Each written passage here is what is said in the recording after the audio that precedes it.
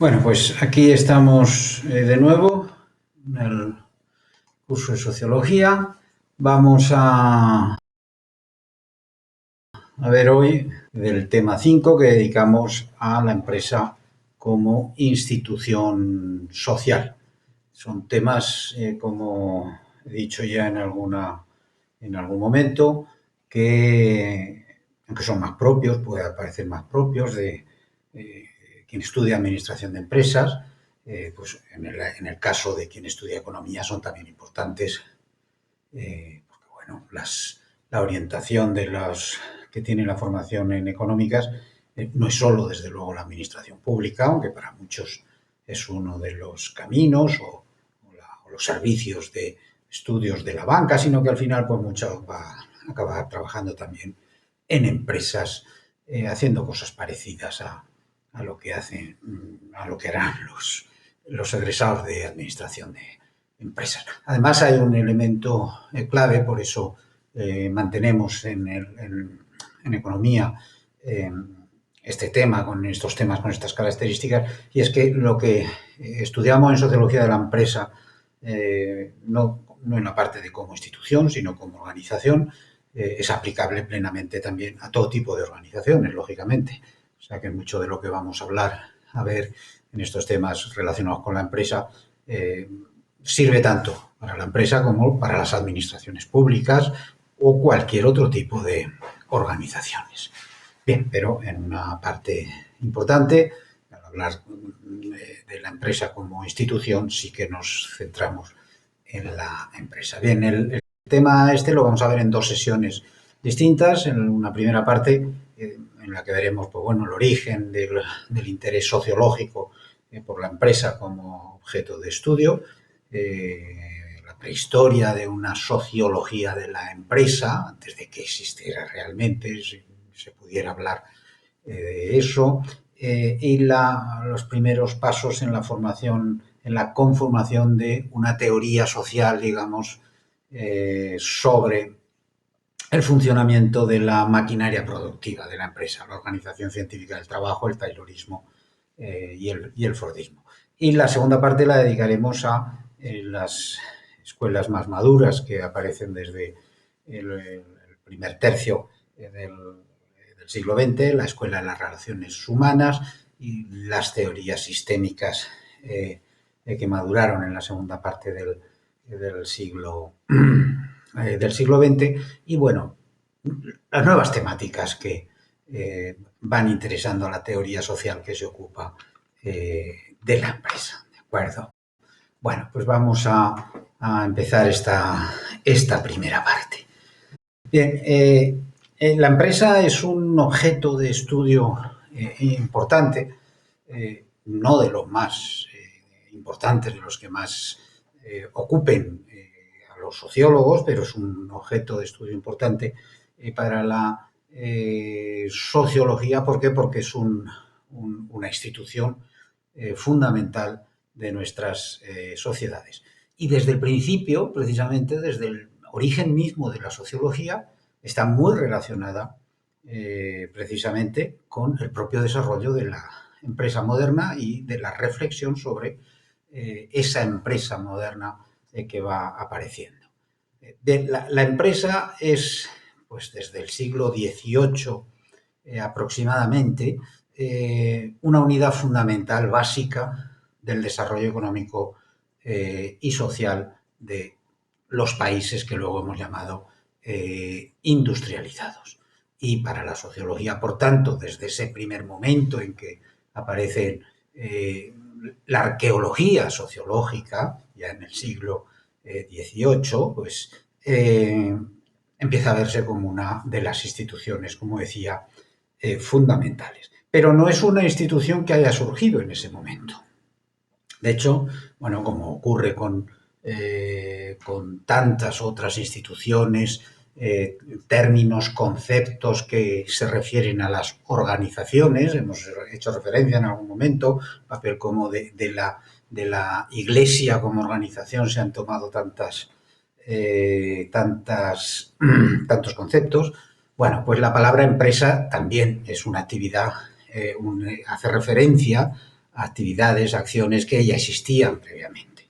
El término empresa nace en el campo de las acciones, actividades colectivas, digamos, persiguiendo un determinado objetivo, ya a finales del siglo XV, en el marco del primer capitalismo, de hecho, del capitalismo que llamamos del capitalismo comercial, que estudiáis en historia de la economía. Es el primer capitalismo basado en el comercio y en las plusvalías que se obtienen de la acción comercial.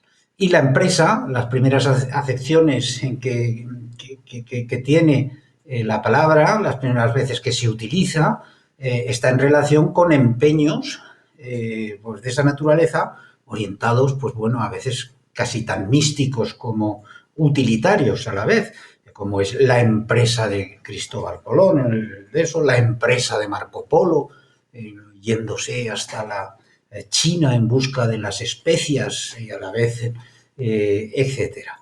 Va a ser a partir del siglo XVIII ya, como decía, cuando va a empezar a utilizarse en un sentido económico, pero muy relacionado con esas empresas, aventuras económico-vitales que ya habían, que se habían dado en siglos anteriores. Va a ser uno de los primeros economistas, Quesnay, uno de los padres de la fisiocracia, de los fisiócratas, quien va a introducir en la ciencia económica la palabra entrepreneur, que significa empresario. Es la palabra de la que deriva ahora esa palabra emprendedor que utilizamos, que en realidad es sinónimo de empresario, pero bueno, queremos hacer para designar, Quesnay introduce ese término para designar al que gobierna y dirige su empresa, ¿vale? Así es como surge, por tanto, el término empresa en las sociedades modernas, tal en el sentido en que la conocemos hoy. Y en ese sentido sí que se desarrolla de forma inseparable del capitalismo y de la sociedad industrial. Bien, pues como decía, desde ese origen, mismo en que el término empresa adquiere significación en el marco del sistema económico, es objeto de preocupación por la sociología, que está emergiendo también en ese momento.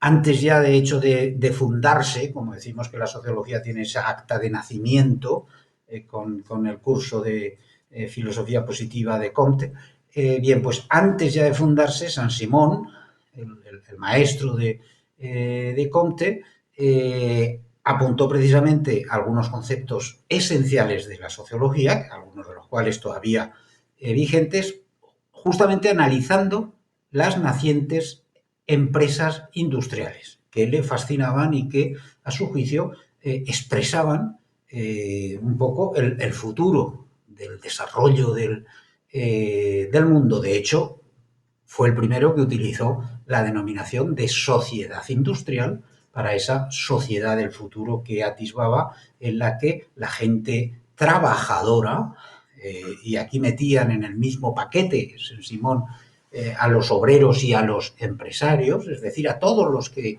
frente a las clases parasitarias, digamos, del antiguo régimen, la aristocracia, el clero, etcétera.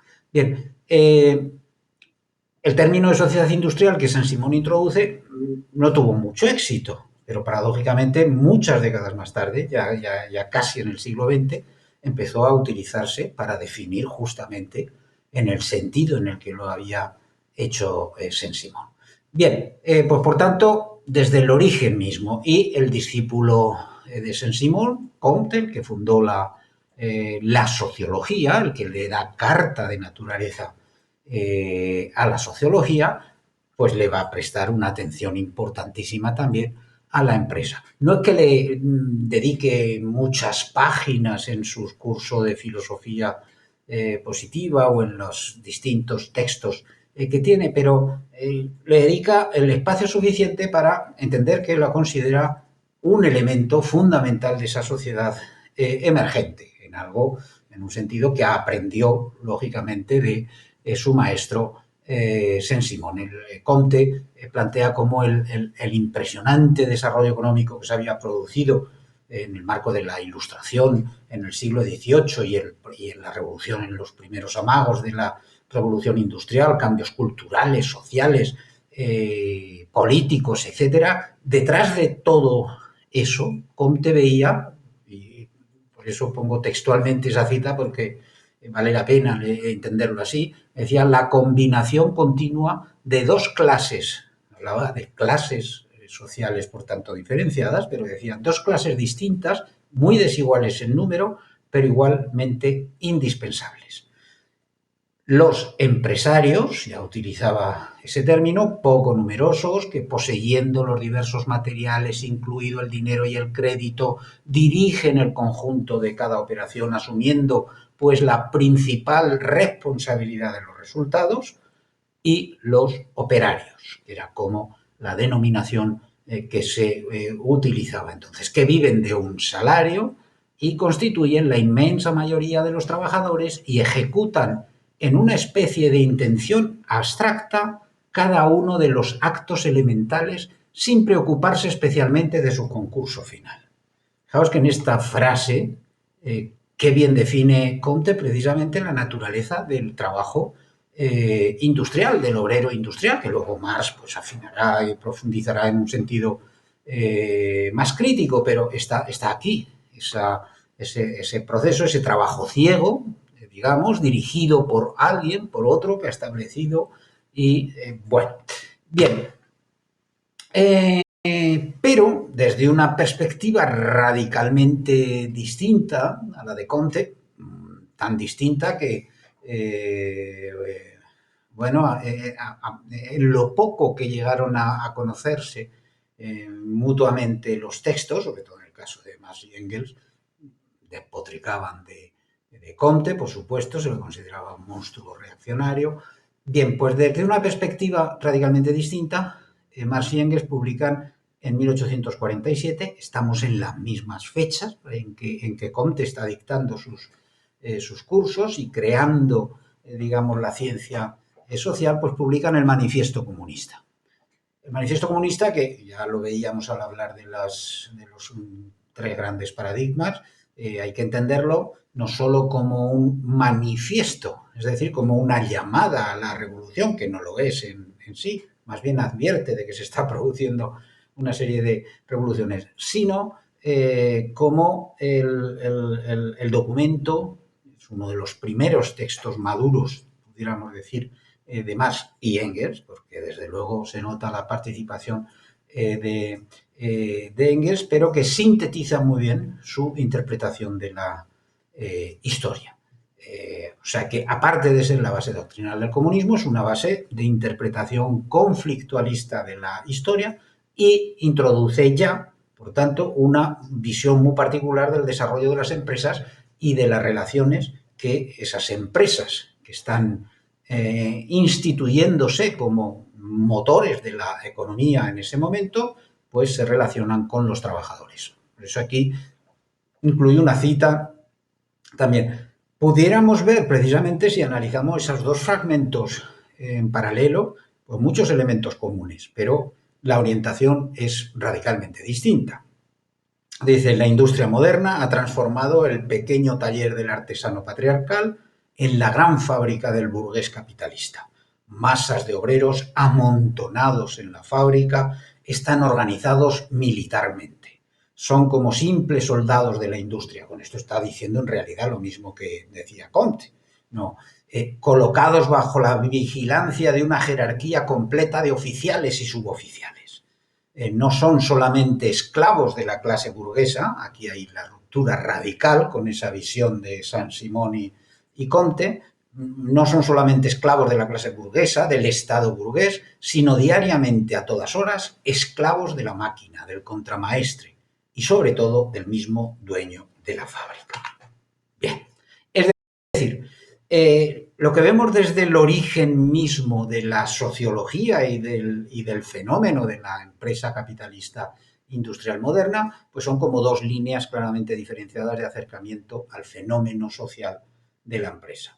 Una línea organicista, que es empresa, muy bien lo que hemos visto de Saint-Simon y Comte, que va a tener su desarrollo, por supuesto, interesada en hallar los mecanismos de la estabilidad social en el propio marco de la empresa, entendiendo que es un fundamento de la economía y de la sociedad moderna y que hay que atender precisamente a que la empresa como expresión de esa sociedad pues alcance también un estado de equilibrio, de armonía en su funcionamiento, etcétera. Y una línea conflictualista que está más preocupada por las disfunciones que se producen dentro de la empresa.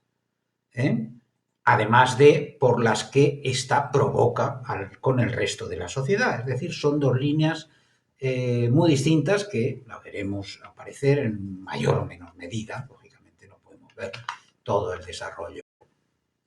Bien, por tanto, con eso vemos cómo desde el principio hay un interés de la sociología por la empresa.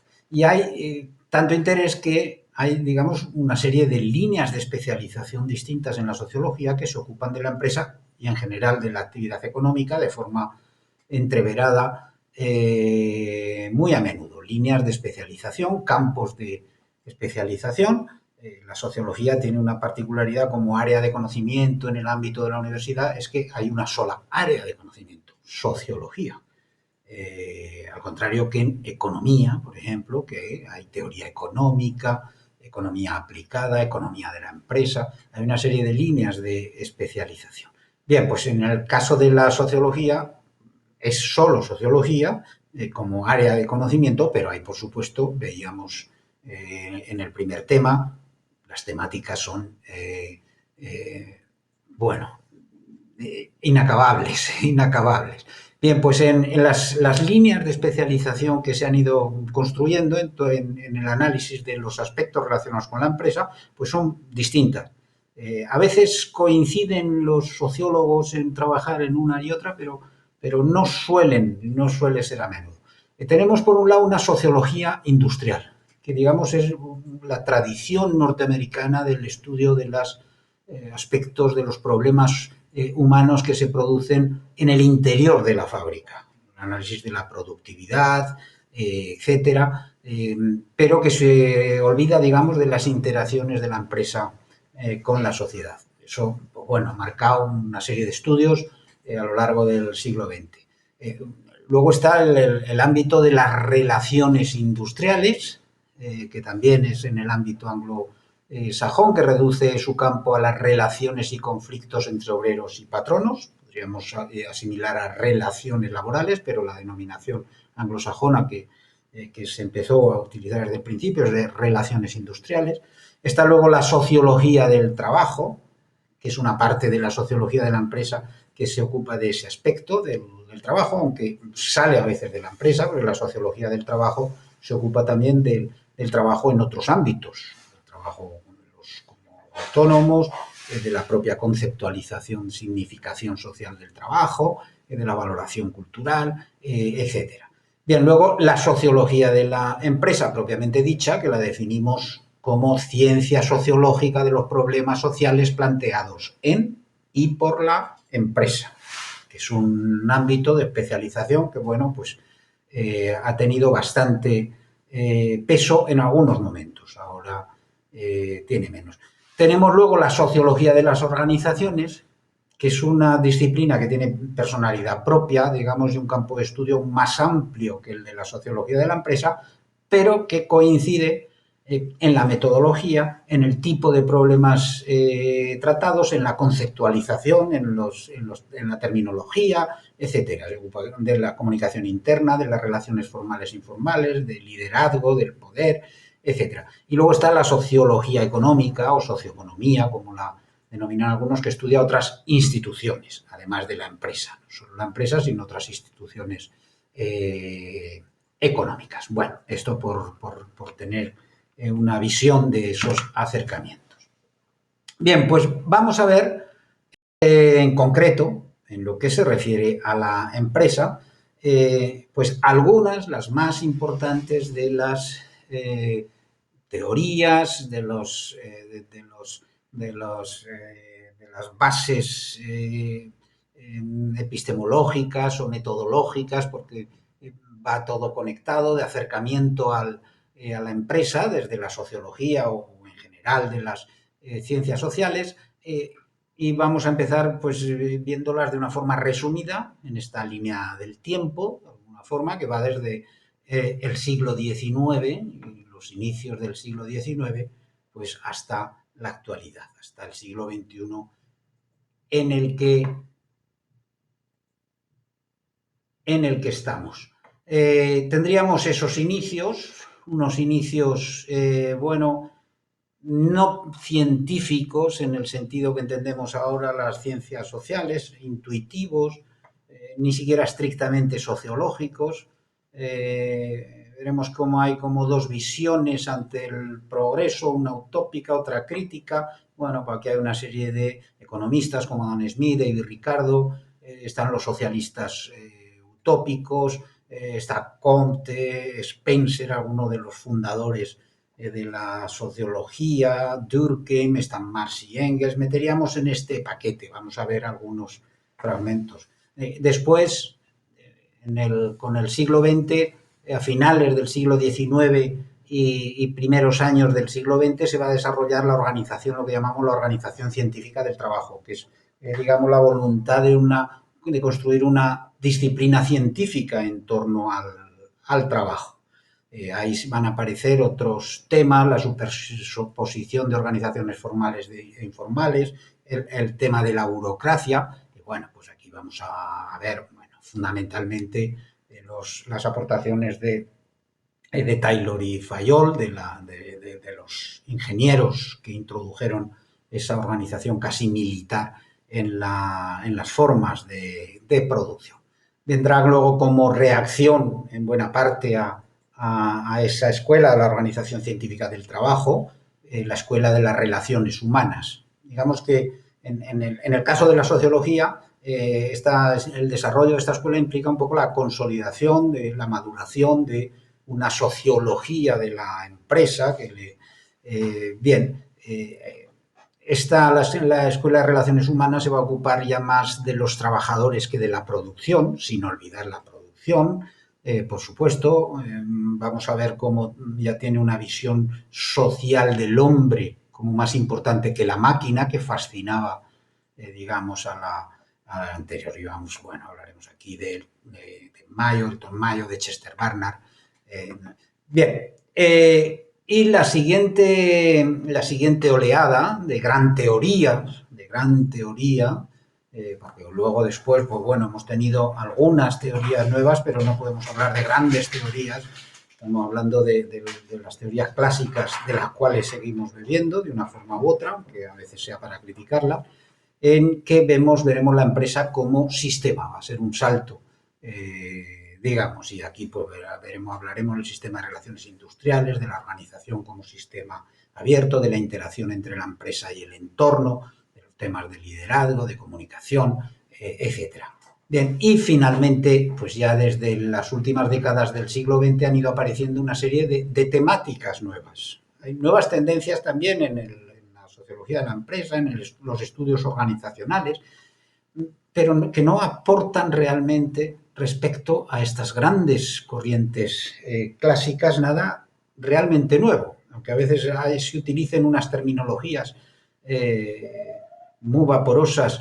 Lo importante es que lo que aparecen sobre todo a partir de los años 80 son temáticas nuevas a las que hay que prestar atención cuando estudiamos la empresa. Temas como la cultura de la empresa, el tema del medio ambiente, la responsabilidad social, la cuestión del género, la globalización, la emergencia de la sociedad telemática y su impacto en la empresa, etcétera. Bueno, vamos a parar un momentito, porque empieza la cacerolada, por ahí, o la cacerolada, o los aplausos, no sabemos lo que toca hoy. Ahora. Bueno, empezamos por tanto con eso que podemos llamar la prehistoria de esa sociología de la empresa, en la que en realidad son aportaciones desde campos no sociológicos, desde la filosofía, desde la economía. No hay que olvidar que, como veíamos al principio, en realidad la sociología es una rama que se desgaja de la filosofía, como había hecho antes la economía medio siglo atrás. Bueno, hay una ausencia de investigación empírica, son más análisis más puro racionalismo, análisis teóricos, excepto en algunos casos. Los trabajos de Engels, precisamente, los intentos de investigación de Marx, que no se llevaron a efecto, los estudios de Frédéric Lessing sobre las condiciones de trabajo. En el caso de Engels fue siendo él empresario, hijo de empresarios y luego él empresario, fue el primero que desarrolló una investigación exhaustiva sobre las condiciones de trabajo de la clase obrera en Inglaterra. Frédéric Lessing, unos años antes que Engels, pero en el siglo XIX hizo los primeros estudios sobre las condiciones de trabajo en las zonas mineras francesas. Marx llegó a diseñar un cuestionario para analizar las relaciones internas dentro de las fábricas, pero que no se llegó a pasar. Es un cuestionario que ha circulado mucho, es muy famoso, incluso en el estudio pero que no se llegó a utilizar. Lo que hay es fundamentalmente, decía, aparte de que hay algo de investigación, digamos, pero lo que hay es sobre todo tomas de posición frente al impacto que está teniendo ese sistema industrial que está apareciendo y que está convirtiéndose en el motor de la economía. Y hay como tres visiones muy distintas.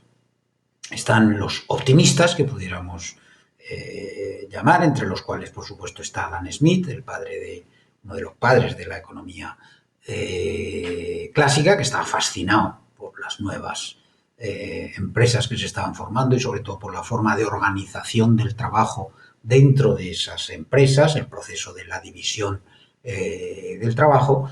Acabamos de ver a Saint-Simon o a Comte fascinados también. En el caso de Herbert Spencer, uno de los fundadores también de la sociología, el primer sociólogo inglés y el sociólogo inglés más importante de la historia, sin duda, estaba también fascinado, interesado, entendiendo que la empresa capitalista, que la empresa moderna iba a ser una institución fundamental que expresaba pues muy bien el orden social desde su perspectiva organicista.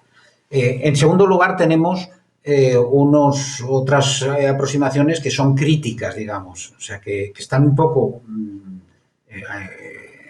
impresionados por esa nueva institución que ha surgido, que es la empresa moderna, la factoría, de eso, pero que plantean dudas importantes. Uno de ellos es otro de los padres de la economía clásica, David Ricardo, que era muy crítico respecto al concepto, a las condiciones de trabajo de los trabajadores en esas nuevas factorías, las relaciones laborales incipientes y al propio concepto de la extracción de plusvalía, de explotación de aquellos trabajadores, que es algo que va a desarrollar mucho más Marx y que se va a centrar en un análisis social mucho más complejo, como veíamos uno de los tomos del Capital, se dedica casi y por completo enorme a la fábrica, al funcionamiento de la fábrica. Entonces hay, y desde luego una perspectiva muy crítica. Y luego hay otras visiones que son directamente pesimistas, que entienden que porque claro, para los críticos, para Ricardo, para Marx, no cabía duda de que la empresa capitalista industrial era el motor de la sociedad y era el motor del futuro y lo que iba a transformar, etcétera. Sin embargo, hay otros pesimistas, todo el conjunto de lo que llamamos los socialistas utópicos, de los cuales pues el más conocido y el que, digamos, más investigación y análisis de las relaciones industriales, etcétera, pudiera haber, era Fourier, que planteó además visiones alternativas, propuestas alternativas de organización de la producción y de la producción y de empresas cooperativas, etcétera, pues tenían una visión muy pesimista. Entendían que esa empresa moderna había terminado con un modo de vida como era el del artesanado, el de los trabajadores independientes, etcétera, que iba a esclavizar a todos esos trabajadores independientes, como habían sido los agricultores, los artesanos, etcétera, los pequeños comerciantes, etcétera, y bueno, esa visión muy pesimista. Bien, en cualquier caso, digamos que de todo este tipo de aproximaciones aparecen como tres grandes cuestiones o problemas o cuestiones-problema en esas primeras aproximaciones a la empresa y lo que significa la empresa moderna. La división del trabajo, las clases sociales como sujeto de la historia y la democracia como nuevo ambiente en el que todo eso se tiene que jugar de una forma u otra. La división del trabajo va a ser uno de los grandes temas. En lo concreto lo va a analizar y además fue el primero que le dio forma y denominación formal en términos técnicos, pudiéramos decir, que fue Adam Smith en su libro La riqueza de las naciones, un libro que debéis seguir volviendo a leer, por lo menos fragmentos, los economistas siempre. Adam Smith estaba fascinado por la capacidad, la multiplicación de la capacidad de producción. Él relata precisamente la visita a una fábrica de alfileres. Una fábrica de alfileres, no estamos hablando de una fábrica de smartphones ni de una fábrica de alfileres, que en ese momento, y el proceso de fundición, de colocación de las cabezas de los alfileres, ese proceso que lo detalla y lo describe detalladamente y le fascina, como el proceso de división del trabajo, es decir, que uno se dedique solo a preparar el hierro, otro a la fundición, otro a estirar, a sacar los hilos, otro a cortarlos, otro a hacer las cabezas, otro a ponerle las cabezas, etcétera. Esa división del trabajo le fascina y entendía que eso era un artefacto que multiplicaba la riqueza. Y una visión mucho más compleja, la que hará después, años más tarde, Adam Smith publica su libro en 1770 o 80, finales del siglo XVIII, y la obra madura de Spencer es casi 100 años después. Pero la atención que presta a la división del trabajo y la importancia que da Spencer a la división del trabajo tiene mucho más calado porque analiza pues el impacto que tiene en la sociedad en general. Los procesos de continua diferenciación social, que esa división del trabajo pues conduce a nuevas ocupaciones, eso conduce a nuevas profesiones, eso conduce a nuevos grupos sociales con nuevos intereses, etcétera, etcétera, esa visión. La división del trabajo pues va a ser a lo largo del siglo XX un tema, luego se ocupará de él ya también Durkheim desde la sociología, un tema importantísimo. El otro tema lo veíamos aparecer en Saint-Simon y Comte, pero de esa forma organicista, es el de las clases sociales, como decía, como sujeto de la historia. Para Saint-Simon y Comte lo que tenían era una esperanza en lo que llamaban una nueva armonía de las clases industriosas. Ahí metían a las dos, patronos y obreros, y ellos juntos y de forma armoniosa iban a crear la riqueza. Por el otro lado tenemos la perspectiva crítica de Marx, de Engels, de Proudhon, del anarquista Proudhon, de los socialistas utópicos, que lo que ven es a nuevas clases, a dos nuevas clases sociales emergentes, fruto de esa empresa industrial nueva capitalista, burguesía y proletariado, condenadas al enfrentamiento permanente hasta su autodestrucción, a la destrucción mutua por la plusvalía, por la explotación. Y bueno, entendían que la clase obrera tendría que terminar destruyendo o superando dialécticamente en la historia, como a la burguesía para liberarse de esa opresión. En cualquier caso, lo que me interesa destacar es esa idea de esa perspectiva crítica, de esas nuevas clases que son el sujeto de la historia, para unos clases condenadas a entenderse, para otros clases condenadas a enfrentarse. ¿Vale? Y en cualquier caso, más allá de incluso para quienes entendían ese enfrentamiento, para quienes lo entendían con más cabeza, pudiéramos decir, y Marx y especialmente Engels, también lo entendían en ese marco, vivían en sociedades democráticas, como era la Inglaterra del siglo XIX, en donde estuvo viviendo pues, prácticamente toda su vida, desde los 30 y poco años, Marx, y donde vivió Engels, a pesar de que su familia era de origen alemán de generaciones anteriores. Bien, pues lo que estaba claro es que incluso ese conflicto entre las clases sociales debía dirimirse o se iba a dirimir, porque las nuevas aproximaciones que vamos a ver en esa época de Stuart Mill, de tantos otros, es en el marco de sociedades democráticas, en un nuevo medio ambiente. Eso va a plantear a su vez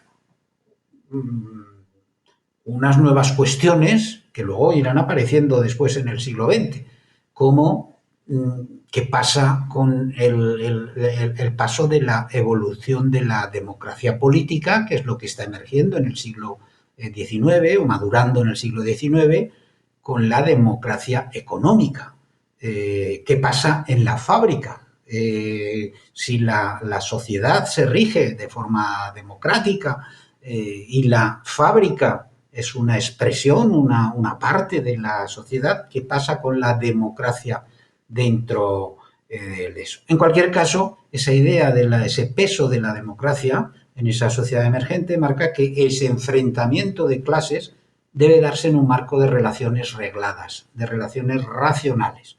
Y bueno, se van a ir construyendo a lo largo del siglo XIX, aunque madurarán ya en el siglo XX todos los sistemas de relaciones laborales y de relaciones industriales, todo un conjunto de reglas, normas, legislación que va a hacer posible las relaciones entre esas dos partes en un marco crecientemente democrático.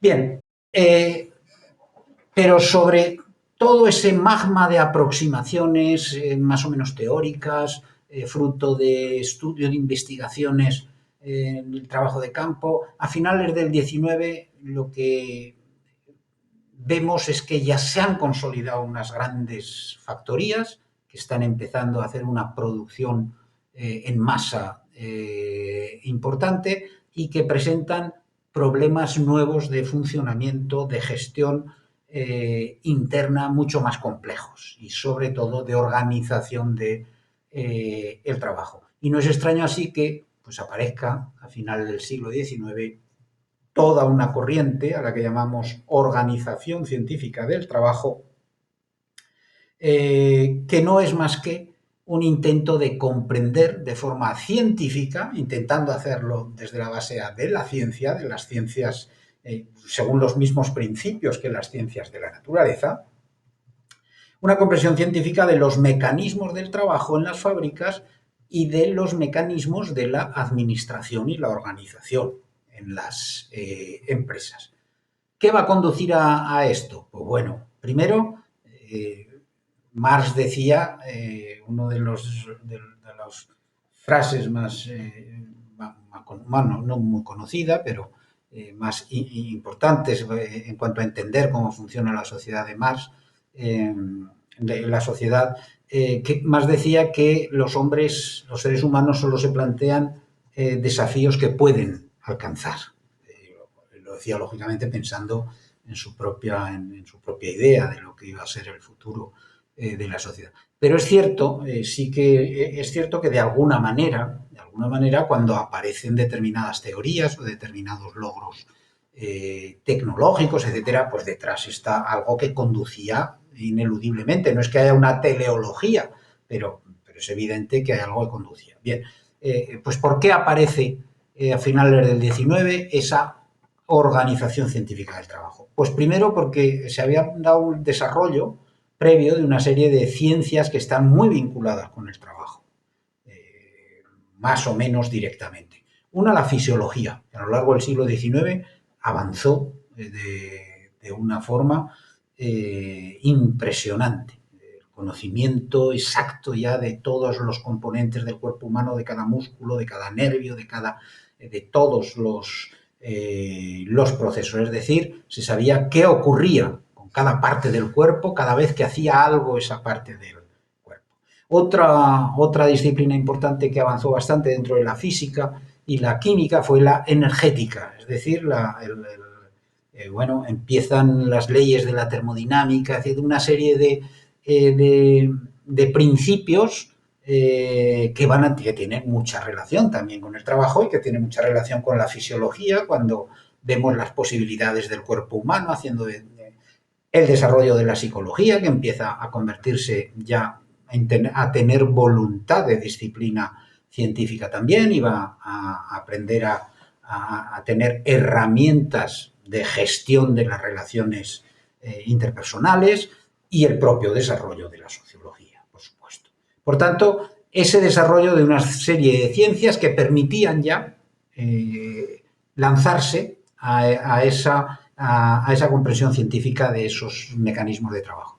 El otro elemento, el desarrollo de la industria pesada orientada a la producción en masa. Como decía, a finales del XIX tenemos ya en Europa y Estados Unidos y muchas partes también del mundo poblada de grandes factorías con una demanda creciente de producción a la que hay que dar respuesta. Y hay otro elemento que va a tener importancia también en el desarrollo de la organización científica del trabajo, que es el desarrollo de lo que llamamos las ideologías de la sociedad masa y de algunas ideologías totalitarias que van a aparecer en las primeras décadas del siglo XX, sea el fascismo, sea el comunismo, etc. La idea, el desarrollo de las ideologías de la sociedad masa parten del principio de que esa emergencia de las masas en la sociedad, de las gentes que han afluido a las ciudades y conforman masas informes, ya veíamos en su momento el concepto de masa, de multitud, etcétera, que esas masas había que controlarlas, y la idea sobre la idea de que las masas pues están compuestas por individuos que podemos, intercambiables, que podemos manipular, controlar, ordenar, etcétera. Eso va a tener su peso también en el desarrollo de estas teorías.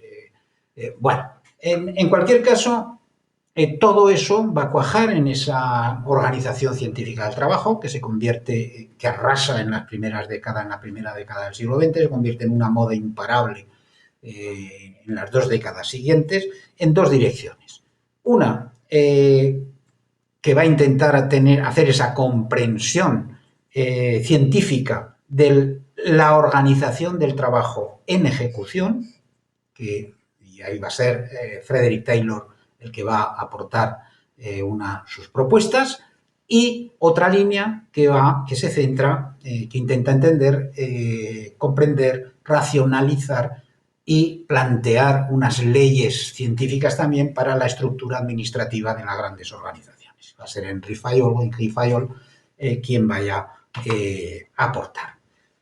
Bien, tenemos en primer lugar las aportaciones de Taylor, centradas en el trabajo. Frederick Taylor era fue un ingeniero norteamericano, una especie de gurú de la organización, uno de los primeros, pudiéramos decir, grandes gurús de la organización de empresas, le daba conferencias, le encargaban en algún momento determinado una especie de estrella, que pues se convirtió, digamos, en ese gurú a partir de un texto, lo mismo que el de Fayol. Tenéis el acceso ahí a los textos en todos los enlaces, en el PowerPoint, veréis en todos los que hemos visto, de Comte, de Saint-Simon, de Marx, tenéis enlaces directos a los textos o los originales, o allí donde hay traducciones disponibles online, tenéis ahí. Bueno, pues aquí tenéis el enlace. Tanto el texto de Taylor como el de Fayol son dos librillos, eran dos librillos, de hecho los encontramos siempre juntos, la edición se publican juntos porque entre los dos no llegan a las 100 páginas. Es decir, son unos opúsculos de recetarios lo que plantea. Bien, en el caso de Taylor, él partía de una idea pues, muy simple, además hacía referencia, empezaba que si lavándose los dientes por la mañana, él se había dado cuenta del tiempo que perdía, unos razonamientos muy básicos, bueno, pues él parte de la idea de que casi todos nuestros actos diarios, decía, generan pérdidas de tiempo. Claro, no olvidemos que a lo largo con el desarrollo del primer capitalismo industrial se va a consolidar una idea, esa idea que viene de la escuela de Manchester y de los primeros economistas ingleses de time is money, ¿no? Del tiempo es oro. Bueno, pues en ese sentido habla de esa ineficiencia, ineficacia de todos nuestros actos diarios. Y él entiende que todo eso, hasta el mal uso que hacemos del cepillo de dientes, del rato de lavarnos los dientes, el remedio a todo eso reside en lo que él llama, porque lo llama igual prácticamente que Fayol, la administración científica. Esto es importante, ¿por qué? Porque no hace falta hombres excepcionales para resolver eso, por tanto. Lo que hace falta es establecer unos normas, unos protocolos, unos criterios que siguiéndolos, cualquiera puede hacerlo igual de bien. Es decir, a partir de ahí, pues se plantea que lo que él llama la buena administración, basada en los principios científicos, pues es una ciencia. Es una ciencia que descansa en leyes, en principios que son aplicables a todas las actividades humanas. Es decir, él no empieza reflexionando sobre la propia producción, sino que parte de esos hechos cotidianos, mínimos, pequeños, porque su idea es que sus principios pueden aplicarse a todos. Bien, pero en lo que se refiere, la conclusión a la que llega él, porque claro que va finalmente orientado al ámbito de la empresa y de la producción, pues él termina planteando lo que llama los 4 grandes deberes de los administradores. Es lo esencial de sus propuestas. Primero, el estudio científico del trabajo. ¿Qué significa eso? Hablábamos de esas ciencias que se habían desarrollado, bueno, pues con el cronómetro, la fisiología, etcétera, hay que descomponer, digamos, todas las operaciones que conlleva cualquier actividad productiva.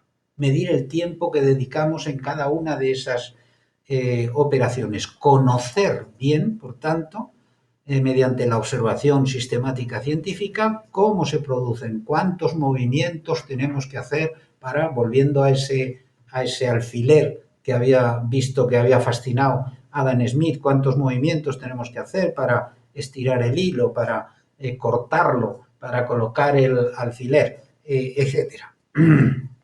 A partir de ese estudio científico del trabajo, podremos encontrar la mejor forma de ahorrar esas pérdidas por ineficacia que se pueden producir en la forma de hacer eso.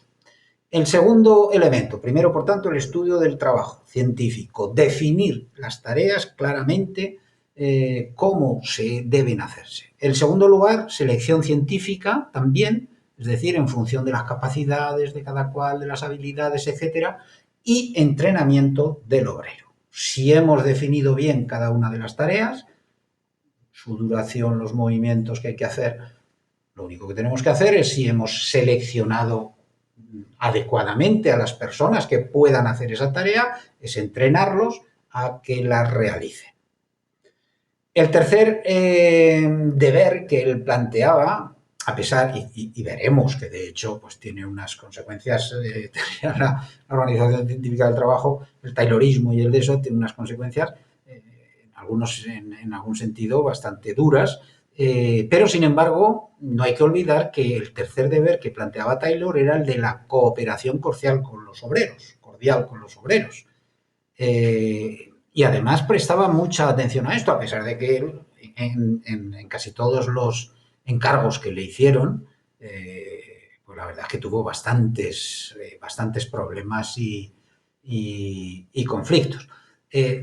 Pero eso le dedica mucha atención. Y finalmente, el cuarto de esos grandes deberes es lo que llama la distribución equitativa del trabajo y la responsabilidad entre la administración y los obreros. ¿Qué significa esto? Y esto también le da mucha importancia, porque él entiende que muchos de los problemas de las empresas en aquella época derivan de que no se produce esa distinción, esa distribución equitativa. La labor del obrero es hacer esas tareas que el estudio científico del trabajo ha delimitado y que en el proceso de entrenamiento se le han enseñado a hacer. Eso es en lo que debe cumplir el obrero, exclusivamente. Si cumplen eso y algo no funciona, eso ya no puede achacarse a los trabajadores. Eso es responsabilidad de la administración, que no ha sabido hacer bien cumplir con esos 4 grandes deberes.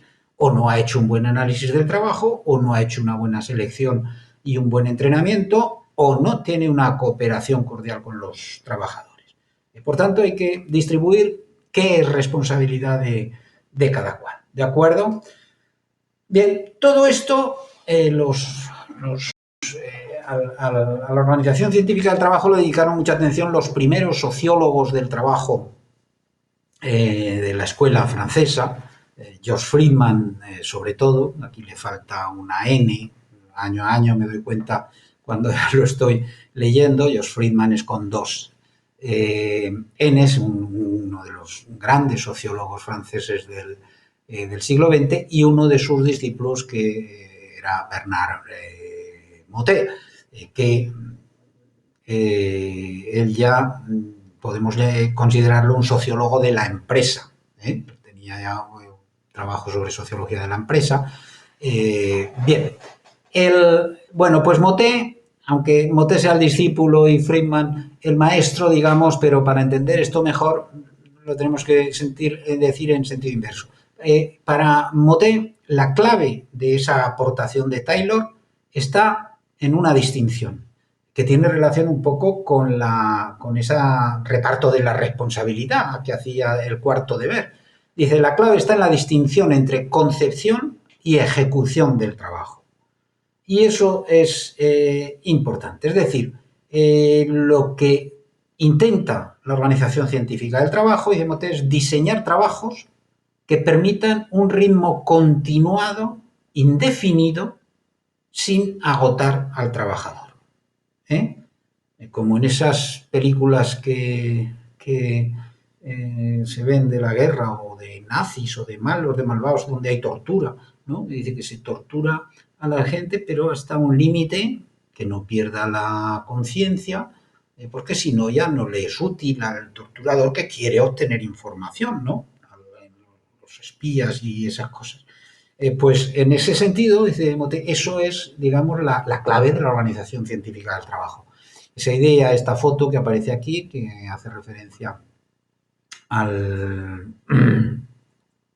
la película de Tiempos Modernos, no sé si nos dará tiempo a verla, porque hay tantas, pero intentaremos verla, y si no la buscáis y la veis, porque además de que es muy divertida, una película de Charlot de los años 30 que refleja muy bien esa situación en una determinada, en alguna escena en la que pues, se está comprobando precisamente hasta qué ritmo puede aguantar el trabajador haciendo determinada tarea. Claro, ¿cuál es la consecuencia de esto? Decíamos, la robotización del trabajador, la conversión del trabajador en una máquina en sí misma.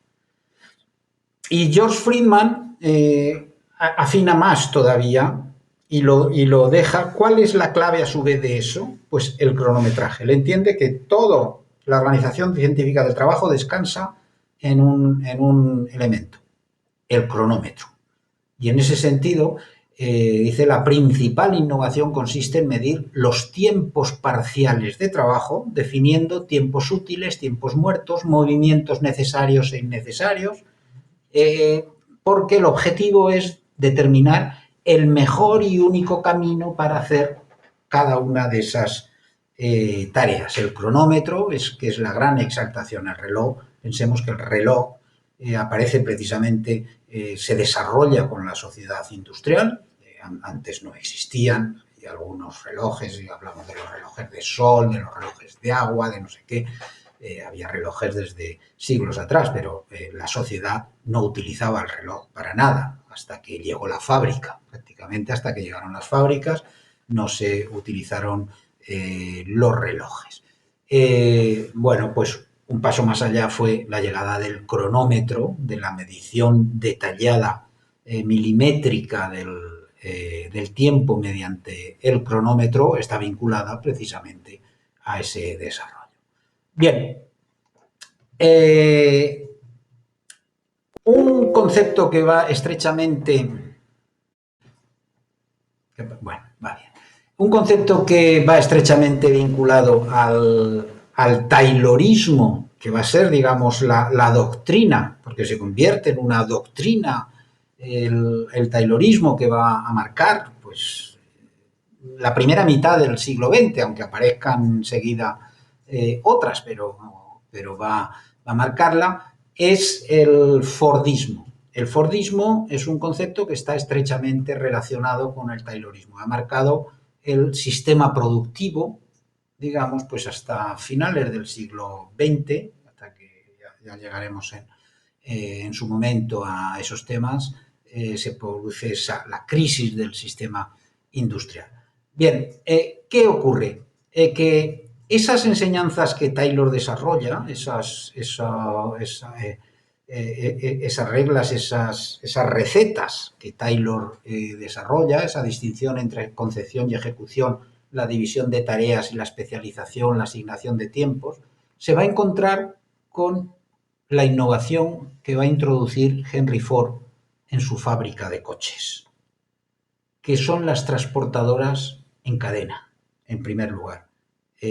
Lo que Ford, la gran innovación de Ford es que la cadena de montaje, digamos, la cadena de trabajo, fruto de la división del trabajo que desde Adam Smith teníamos ya vista, por supuesto que existía, pero esa cadena de producción se basaba en que el trabajador iba pasando, digamos, de pieza en pieza, haciendo igual que el de los alfileres, iba poniendo de alfiler en alfiler.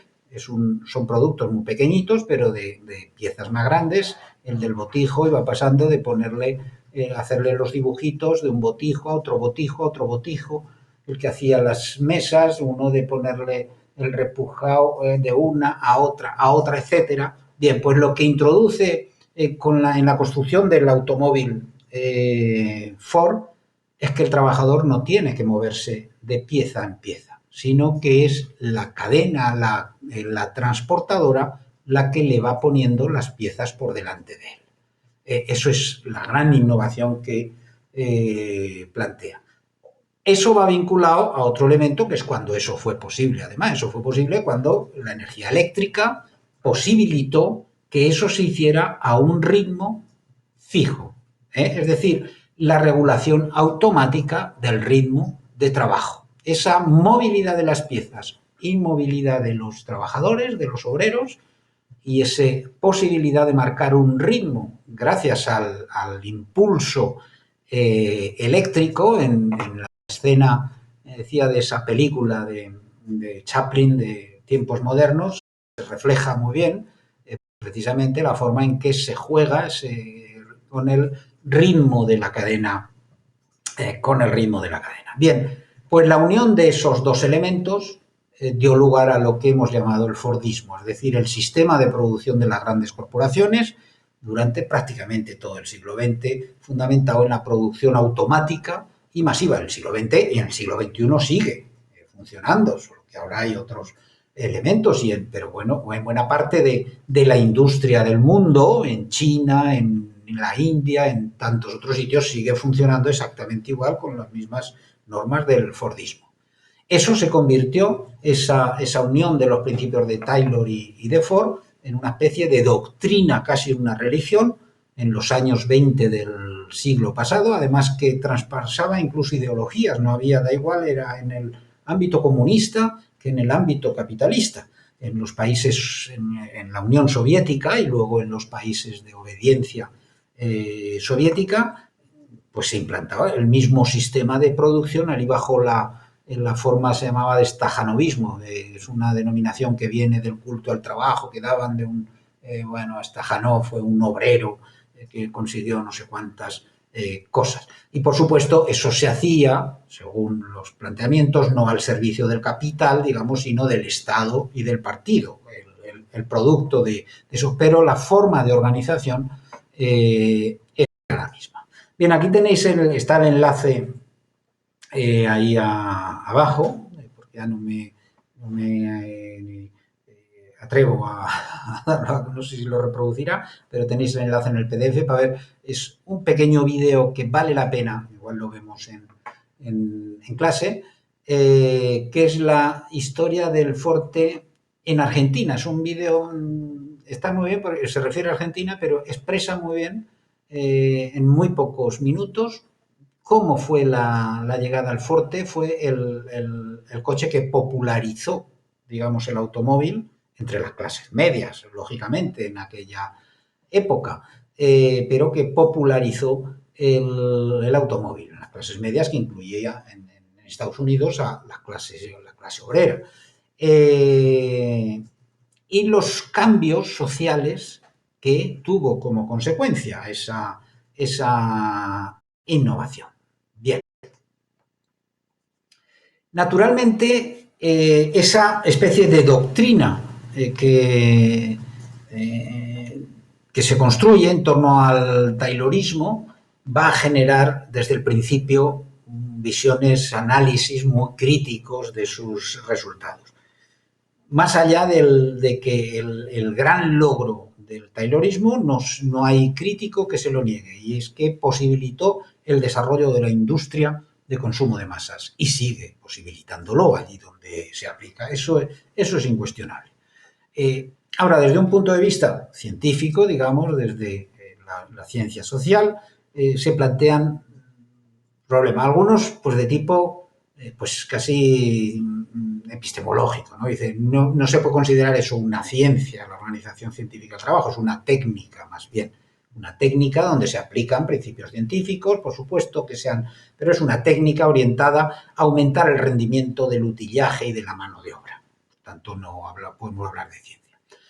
Pero eso, digamos, sería lo menos grave, ¿no? Lo más grave es que ese sistema productivo conduce a la robotización de los trabajadores, a la idiotización de los trabajadores que dejan de tener capacidad alguna de respuesta porque son ordenados, marcados por el ritmo de la electricidad, de eso.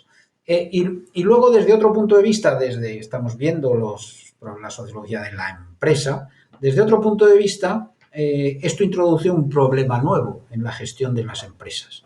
¿Por qué? Porque esto va a llevar al imperio de los técnicos, incluso sobre los propietarios, sobre los capitalistas. ¿Por qué? Porque lo que consigue la Organización Científica del Trabajo es entronizar, digamos, la racionalidad de la eficiencia frente a la racionalidad del beneficio. ¿Qué significa esto? Que se trata de cómo conseguir producir más. Aunque a veces pueda ocurrir que estés produciendo más algo que no se está pudiendo vender, por ejemplo. O que tienes que bajar tanto el precio para de eso. Es decir, con esto se introduce por primera vez una fractura dentro del lado, digamos, del capital dentro de la empresa, de los dueños y de los gestores entre sí. ¿Por qué? Porque el técnico lo que busca es que esa máquina funcione lo mejor posible. Pero el capitalista lo que busca son beneficios, sin más. Y eso no siempre choca. Y luego, pues otro tipo de análisis van a poner de manifiesto como ni siquiera siempre consigue ese incremento de la producción. ¿Por qué? Pues bueno, a lo mejor el forzar la eficacia productiva puede llevar a fabricar más cosas, pero de peor calidad. Hemos visto, bueno, pues el crecimiento económico lo hemos visto ahora más recientemente, hace un siglo que ya lo pudieron observar en Europa, o en Estados Unidos, pero lo hemos podido observar muy recientemente con los nuevos países industrializados, especialmente con China, con esos productos que, bueno, pues ahora pues todo lo consumimos los productos chinos con naturalidad, digamos, pero todavía tienen el márchamo de la calidad dudosa, ¿no? Aunque la realidad es que tengan ya la misma calidad que los productos de aquí o parecida. Pero durante mucho tiempo hemos tenido la conciencia de que esto es chino, ¿no? O sea, como algo que tiene está fabricado precisamente en base a esas doctrinas al máximo. Bien, pues por tanto tenemos la aportación de Taylor orientada al trabajo y tenemos la aportación de Fayol que se dirige a la administración. Henri Fayol es también un ingeniero, pero un ingeniero muy distinto. El Taylor era un ingeniero industrial americano, de donde se mezcla el emprendedor en ese mundo anglosajón americano, donde se mezcla el emprendedor, el gurú. Fayol no es un ingeniero tradicional de minas, un señor muy tradicional, centrado en dirigir minas exclusivamente, que, bueno, para reflexionar, sin embargo, sobre los principios también de la administración.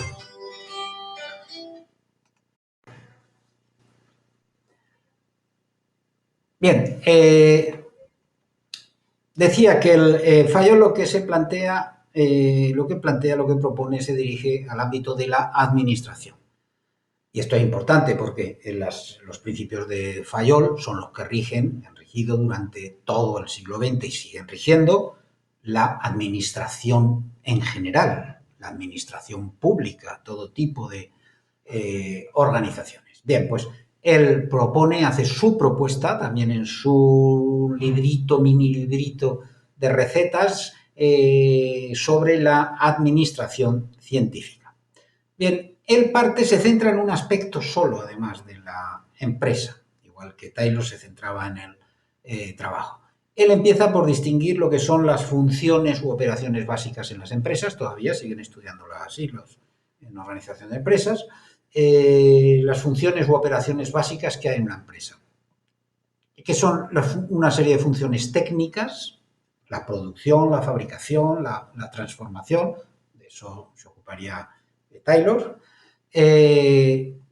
las operaciones comerciales, compras, ventas, permutas, que son cosas pues, de los contables, las operaciones financieras, búsqueda de administración de capitales, que son un asunto también de los contables, de los economistas y tal, la función de seguridad, la protección de los bienes y de las personas dentro, o sea que eso incluiría tanto la protección de los espacios de la fábrica como lo que hoy llamamos, entonces todavía no, higiene y seguridad en el trabajo para las personas, la función de contabilidad, justo el asunto de los contables propiamente dichos, el inventario, el balance, sacar los escandallos del precio de coste real de la producción, los análisis estadísticos, etcétera, y las funciones administrativas. Y él solo le interesa, se centra, lo que él plantea, solo se ocupa de la función administrativa. ¿Cuáles son las operaciones administrativas? Pues 5 grandes operaciones que se siguen estudiando así, además, que es previsión, organización, mando, coordinación y control. Bien, pues es en esas funciones en las que la propuesta de Fayol se centra. Bien, el punto de partida para Fayol es una distinción, como veíamos también en Taylor, una distinción entre gobierno y mando, que son dos cosas que parecen lo mismo, como cuando veíamos poder o liderazgo o autoridad, pero no son lo mismo. Es decir, gobernar es asegurar la marcha de las 6 funciones esenciales, ¿de acuerdo? De todas estas. El gobierno de la empresa, quien dirige el conjunto de la empresa, se tiene que asegurar del funcionamiento de estas cuestiones. A él lo que le interesa es la función administrativa, que es la encargada de formular el programa general de acción de la empresa. que el gobierno tendrá que asegurarse de que se cumple, por supuesto. Bien, pues esa función administrativa es la que incorpora lo que llama la función de mando. Y es en eso en lo que se centra. Como decíamos, esa función administrativa se compone de 5 tipos de operaciones: previsión, organización, mando, coordinación y control. ¿Qué es la previsión? Pues calcular, él lo llamaba así, calcular el provenir, lo decía así, no el provenir, lo que está por venir y prepararlo. Previsiones hoy forman parte, es un elemento fundamental, la planificación económica de las empresas. En segundo lugar, organización. Entendía como organización dotar a la empresa de todos los elementos necesarios. Mando, que él lo entendía casi como un arte que asegura el funcionamiento de la organización. Coordinación, armonizar todos los actos y todos los elementos de la empresa. Y control, digamos, como un círculo, lo presentan algunos, ahora de eso lo presentan como un círculo porque iría sucesivamente, porque el control estaría al final. ¿En qué sentido? Pues verificar si todo está de acuerdo con el programa de actuación que se ha hecho, con las órdenes que se han dado y con los principios que rigen el funcionamiento de esa empresa. Bien, pues, ¿en qué coinciden de nuevo, además en el título del libro, Fayol y Taylor? Pues en que Fayol plantea también lo mismo que decía Taylor para cualquier trabajo. Dice, no se necesita una personalidad, no hay que ser un Napoleón para gobernar, o sea, para mandar en una empresa. No se necesita ninguna capacidad especial para desempeñar la administración si aplicamos unos principios. Bien, pues a partir de aquí, Fayol desarrolla su catecismo, digamos, sus 14 principios de la buena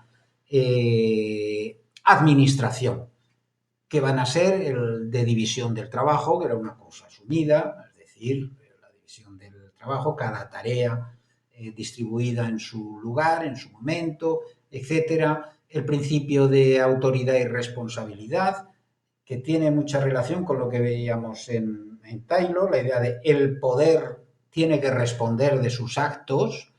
Autoridad no es poder absoluto, sino que quien tiene autoridad tiene que responder de aquellos actos de autoridad que ejerce.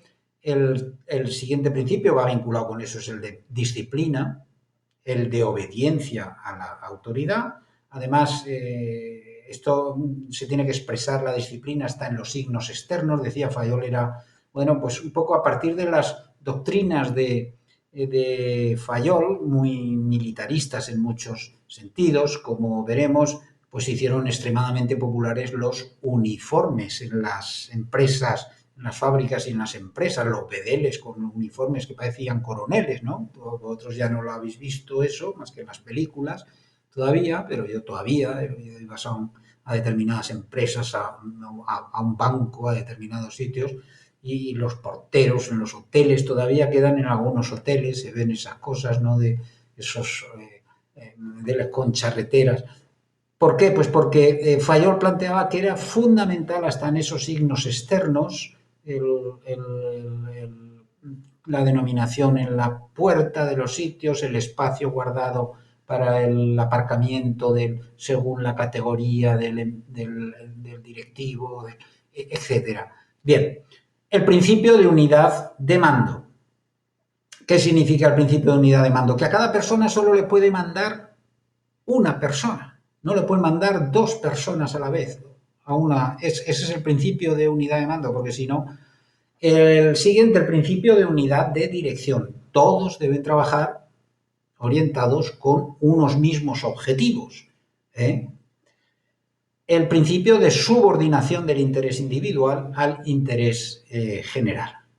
No valen aquí las opiniones ni las... Está establecido cuál es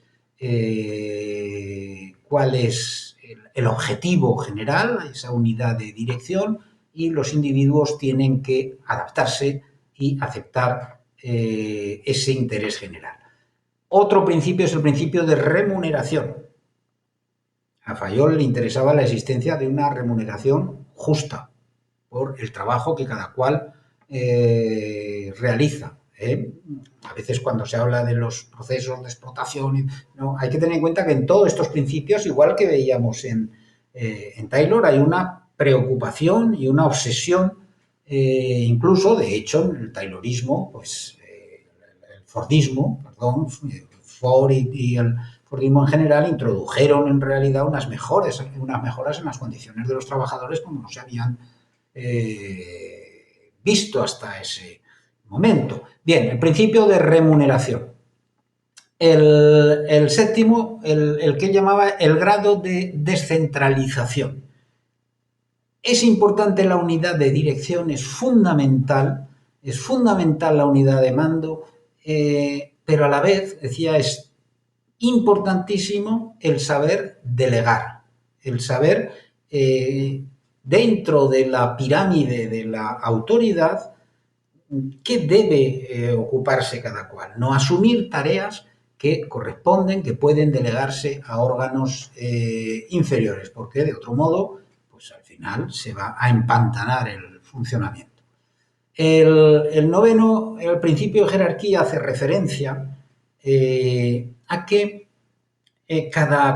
cualquier problema que tenga, tiene que resolverlo con su inmediato superior. No se deben saltar. Pero, curiosamente, ese principio de jerarquía plantea que a la vez tiene que haber caminos directos posibles, bueno, pues para plantear una queja o algo que no se está haciendo bien, tiene que haber caminos posibles para sortear en un momento determinado. El principio de orden, un lugar para cada cosa en su lugar, dentro del, bueno, las modas fayolistas pues llegaron a las podemos ver en esos talleres todavía donde se ven con los dibujitos hechos de cada herramienta. Bueno, todo esto procede de esos. Otro elemento importante era el principio de equidad, es decir, el principio de equidad, que es distinto. Una cosa es la remuneración justa y el principio de equidad hace referencia a la necesidad de tratar con dignidad, digamos, a todo el mundo y en función como merece, en función de su trabajo, de su aportación, de su significación. Otro principio importantísimo que era para Fayol es el de estabilidad del personal. ¿En qué sentido? Decía, hay que formar, de los principios, hay que formar a los trabajadores en las tareas para que las hagan bien, con lo cual lo que no tiene sentido es que haya una fuerte rotación. Entonces hay que asegurarse de que el personal, los trabajadores son estables para optimizar esa formación. De hecho, una de las características de la administración moderna es el funcionariado, ¿no? Es el empleado permanente. Bien, el principio 13 hace referencia al principio de iniciativa. El principio de iniciativa hace referencia a que hemos visto cómo tiene que haber una fuerte disciplina, una unidad de mando, una subordinación del interés individual al general, el principio de jerarquía, el principio de orden, pero, dice, es importante también prever la iniciativa en todos los niveles y a todos los ámbitos. El buzón de las ideas, ese tipo de cosas que se aparecieron en esa época, y además esa iniciativa que permita la promoción, es decir, la estructura de una empresa no debe ser inamovible, tiene que haber posibilidades de que haya promoción si alguien tiene iniciativa. Y luego el último principio a que hace referencia es el de unión del personal, del trabajo en equipo. Un principio que lo veíamos presente también de alguna manera en Taylor. La idea de que si no hay armonía entre los que constituyen el equipo de trabajo y en conjunto la empresa, por supuesto, pero especialmente los ámbitos del trabajo, pues es difícil que funcione bien. Bien, pues estos serían los 14 principios de Fayol, que van a ser sometidos también a fuerte crítica enseguida. Los principios de Fayol se van a extender también desde la primera década del siglo XX en que se publican y se difunden, se van a convertir también en una doctrina de la administración. Las administraciones públicas van a incorporar en todos los sitios, pero todo tipo de organizaciones en realidad van a incorporar. También va a estar sujeto a fuertes críticas en el análisis social que se haga pues prácticamente desde los años 20 del siglo pasado. Vamos a terminar esta parte, por tanto, hablando un poco de esa crítica de la racionalidad burocrática, que es lo que la administración científica de Fayol incorpora a la empresa. Digamos, hay por un lado una crítica política de naturaleza ideológica, pudiéramos decir. ¿Por qué? Porque en la medida en que la organización, la administración científica, penetra la administración pública también, pues lo que plantea es una forma de organización del Estado. Y además una forma de organización del Estado que vemos que, igual que en el caso del taylorismo, veíamos también de forma transversal, digamos, se aplica tanto en el ámbito en las sociedades capitalistas como en las sociedades soviéticas de la época, aunque sea en un sentido distinto. Bien, eso va a generar, por tanto, críticas también de naturaleza política que sí, también sirven para analizar los problemas que aportan. Hay por un lado, una tradición anarquista que esa viene de atrás, desde el siglo XIX, de individualismo contra el Estado, contra el orden que establecen este tipo de organizaciones, que, bueno, va a prolongarse en el siglo XX, pero que descansa ya en los trabajos del siglo XIX de Proudhon, de Bakunin. En el siglo XX, uno de los grandes pensadores sería Kropotkin. Ya en el siglo XX participó, de hecho, en la Revolución Rusa, primero muy activamente, luego ya muy crítico con ella. Hay una tradición, por tanto, anarquista de crítica de la concentración de autoridad y de poder que supone sobre el individuo, que supone este tipo de organización.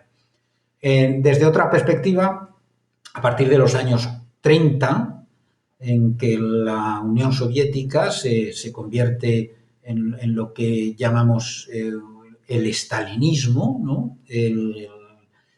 Una sociedad cerrada, fuertemente burocratizada, totalitaria en todos los sentidos, pues va a generar incluso desde los propios pensadores, filósofos, analistas sociales, digamos, que simpatizaban con la Revolución Rusa en su origen, una crítica muy fuerte sobre los excesos del control social que supone esa forma de organización. Isaac Deutscher, Castoriadis, ya muy avanzado en los años 60, van a hacer críticas muy fuertes de la burocracia soviética. Pero paradójicamente pues, encontramos críticas políticas, ideológicas, digamos, desde el otro arco, el otro extremo del arco, digamos, ideológico. Porque la extensión de la administración científica, de la burocracia, de la racionalidad burocrática en el aparato de Estado, en la administración, en las administraciones, pues va a ser muy criticada también desde el neoliberalismo económico que se enfrenta, digamos, al Estado regulador. En parte inspirado, uno de los grandes inspiradores de estas críticas sería, aunque se había muerto 100 años antes casi, uno de los primeros sociólogos a que he hecho referencia, Herbert Spencer, que fue, pues uno de los primeros que generó ideología, análisis, crítica ideológica contra los movimientos societarios, socializantes. Digamos, una de sus obras importantes es El individuo contra el Estado. Plantea una serie de cuestiones que van a recuperar en los años 50, 60, bueno, ya desde los años 40, pero sobre todo en los años 50, 60, 70 del siglo XX, digamos, eso es pensamiento neoliberal, en el sentido de que, bueno, que se opone, lógicamente, a la presencia de más Estado. Entonces, si quieren menos Estado y más mercado, pues desde luego el crecimiento de la organización burocrática, de la racionalidad burocrática en el Estado es un limitante de eso, porque la racionalidad burocrática conduce a una creciente regulación de las actividades que se producen, etc. Bueno, pero más allá de esa crítica ideológica, digamos, de la doctrina fayolista, hay una crítica sociológica. Los primeros análisis de sociólogos, los primeros desarrollos de sociología de la empresa, explícitamente o no denominada así, sociología de la empresa, se van a dedicar precisamente a analizar los efectos que tiene la aplicación de estos principios organizativos. Una serie de sociólogos, Robert Merton, Henri Lefebvre, Josh Friedman, al que he hecho referencia, un argentino, a pesar de ese apellido, Bernardo Klinsberg, más moderno, más reciente, pues van a hacer entre los años 40 y los años 80 del siglo XX grandes aportaciones para poner en evidencia los límites de esa racionalidad burocrática. Por un lado, por ejemplo, pues ponen de manifiesto cómo muchas veces los beneficios que se consiguen pues pueden convertirse en taras de funcionamiento. ¿Por qué? Pues porque esa racionalidad burocrática puede generar rigidez, hablábamos en su momento al hablar de la burocracia, mecanicismo, relaciones casi humanas dentro de la organización o entre la organización y sus clientes o usuarios, y además, sobre todo, la sociología va a poner en evidencia cómo la burocracia en sí misma conduce a la conformidad, conduce a un proceso de estricta adherencia automática a las reglas, lo que lógicamente contribuye a conservadurismo, a formas de tecnicismo que los técnicos, los especialistas en el conocimiento de esos mecanismos, como veíamos al hablar de los procesos de... Momento, otra vez.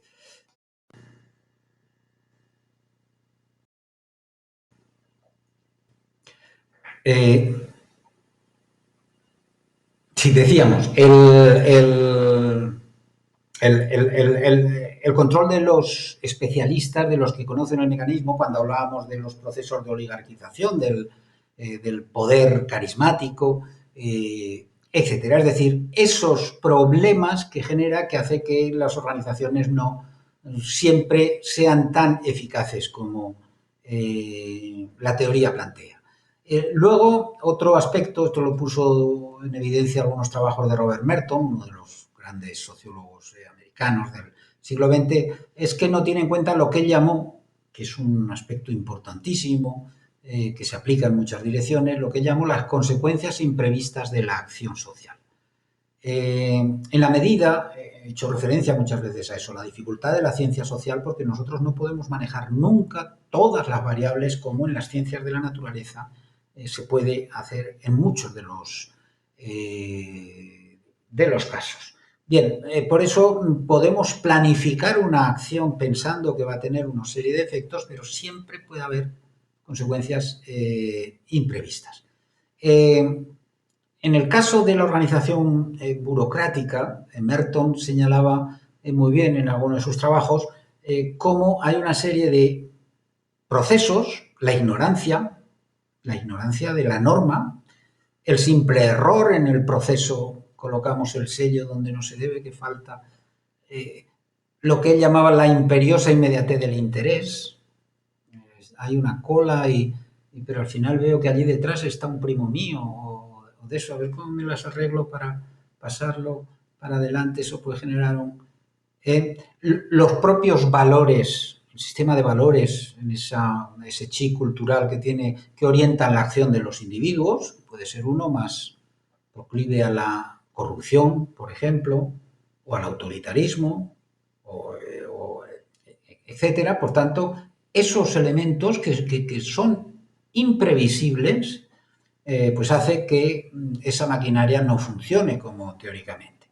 Y luego otro elemento que se pone en evidencia es cómo precisamente, paradójicamente, cuando la organización burocrática funciona a la perfección, normalmente termina siendo disfuncional. ¿Por qué? Porque provoca retrasos. Porque a menudo provoca que cuando las decisiones se han tomado en ese proceso burocrático, pues ya están obsoletas, ya no tienen muchas veces sentido. Vemos ahora, por ejemplo, que puede tener consecuencias trágicas, como estamos viviendo ahora con de eso del coronavirus, de los mayores, y de eso está muy presente el tema de la dependencia. Por ejemplo, estamos en los últimos años, como sabéis, la dependencia se ha convertido en una de las patas del estado del bienestar, el cuidado de las personas dependientes. El Estado se hace cargo de determinadas ayudas para las personas mayores, pero claro, el proceso de evaluación que tiene tales mecanismos de control burocrático para que funcione, etcétera, se hace a menudo tan largo que cuando conceden la ayuda a la dependencia, lo que se llama el grado de dependencia, a lo mejor esa persona ya ha muerto hace años, ¿no? Entonces, digamos que es un caso extremo, pero que expresa muy bien eso que el perfeccionismo de la organización puede generar. Bien, y con esto pues terminamos esta primera parte. Ha quedado una sesión pues casi equivalente a la hora y media a las exposiciones que hacemos cuando en clase. Hasta luego.